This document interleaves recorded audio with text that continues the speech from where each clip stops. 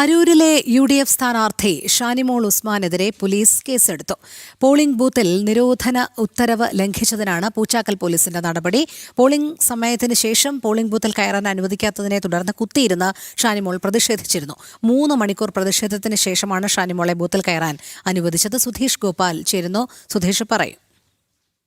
രോഹിണി, ഇന്നലെ വോട്ടെടുപ്പിന്റെ ഭാഗമായിട്ടുള്ള ഒരു പ്രതിഷേധമാണ് ഷാനിമോളുടെ ഭാഗത്തുനിന്നുണ്ടായത്. അതായത് 6 മണി കഴിഞ്ഞും ഒരു ബൂത്തിൽ, അരൂർ മണ്ഡലത്തിലെ ഒരു ബൂത്തിൽ വോട്ടിംഗ് തുടരുന്ന ഒരു സാഹചര്യം ഉണ്ടായിരുന്നു. എന്നാൽ 6 മണി സമയത്ത് ആ ബൂത്തിന്റെ കോമ്പൗണ്ടിനുള്ളിലുള്ളവർക്ക് പുറമെ പുറത്തുനിന്ന് ആരെയും കയറ്റാൻ പറ്റില്ല എന്ന് അവിടുത്തെ ഉദ്യോഗസ്ഥർ വ്യക്തമാക്കി. എന്നാൽ ഷാനിമോൾക്ക് അവിടേക്ക് കടക്കണമെന്ന് പറഞ്ഞാണ് തർക്കമുണ്ടായത്. തുടർന്നാണ് ഷാനിമോൾ കുത്തിയിരുന്ന് പ്രതിഷേധിച്ചത്. 3 മണിക്കൂറോളം കുത്തിയിരുന്ന് പ്രതിഷേധിച്ചു. അതിൽ മറ്റ് പ്രവർത്തകരും ഷാനിമോൾക്ക് ഒപ്പമുണ്ടായിരുന്നു. അത്തരത്തിൽ പെരുമാറ്റച്ചട്ടത്തിന്റെ ലംഘനമാണ് നടന്നത് എന്നത് ചൂണ്ടിക്കാട്ടിയാണ് ഇപ്പോൾ പൂച്ചാക്കൽ പോലീസ് കേസെടുത്തിട്ടുള്ളത്.